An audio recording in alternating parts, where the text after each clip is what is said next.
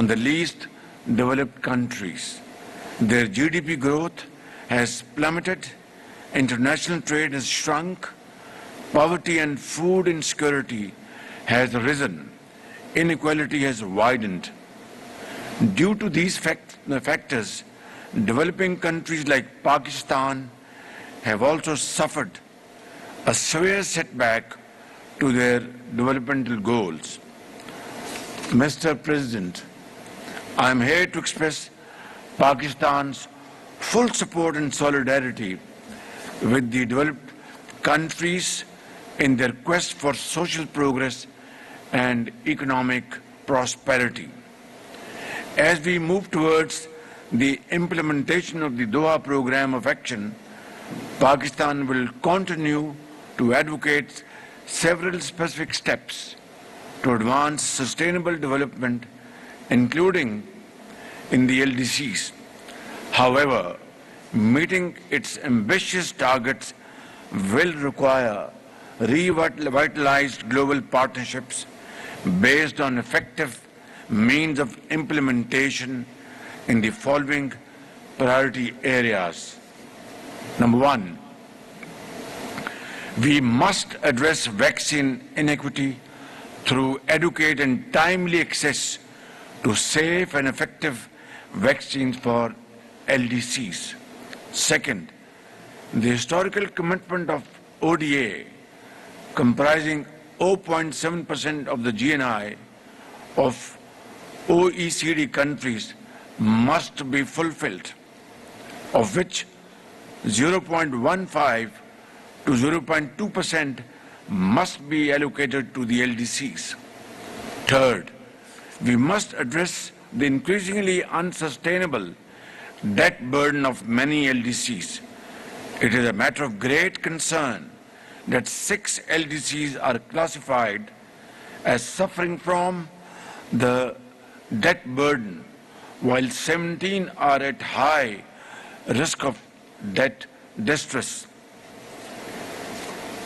Fourth, we must provide universal access to social protection in order to support the most needy and vulnerable.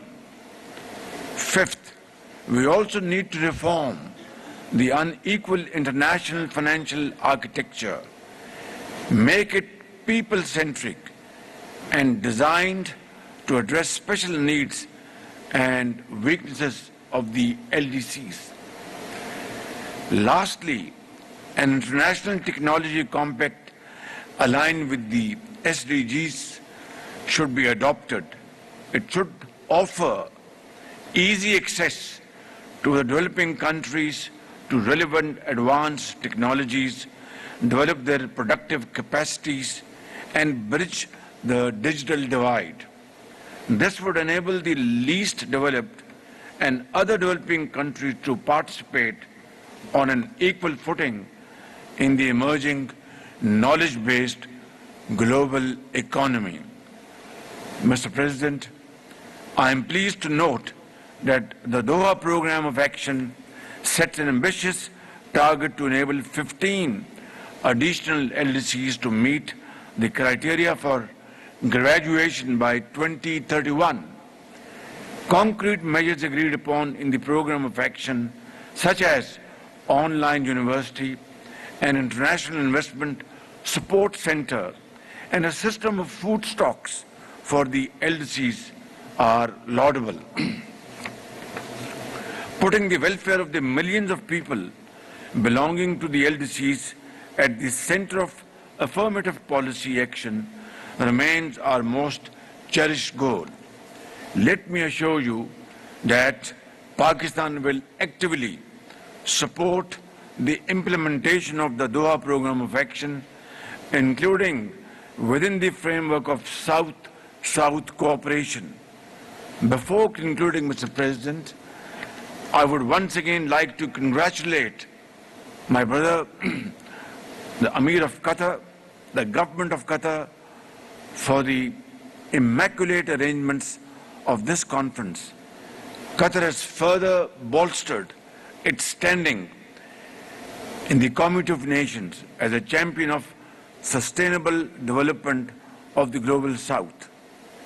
The beautiful city of Doha has indeed emerged as a global center of international events, as so very ably demonstrated through the successful hosting of the FIFA World Cup last year. I thank you all and thank you very much for providing this opportunity.